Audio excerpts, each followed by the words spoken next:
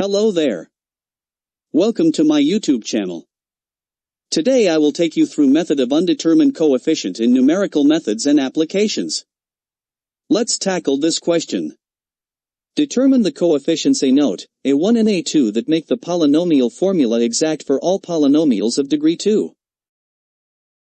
Solution. Consider f of x equals 1. 1 equals A0 plus A1 plus A2. Consider f of x equals x.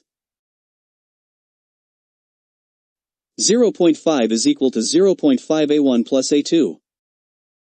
Consider f of x equals x squared. 1/3 equals 0.25 A1 plus A2. Solving simultaneous equations 2 and 3.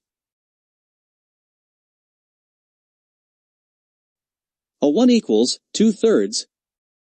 A 2 equals 1/6. A 0 equals 1/6.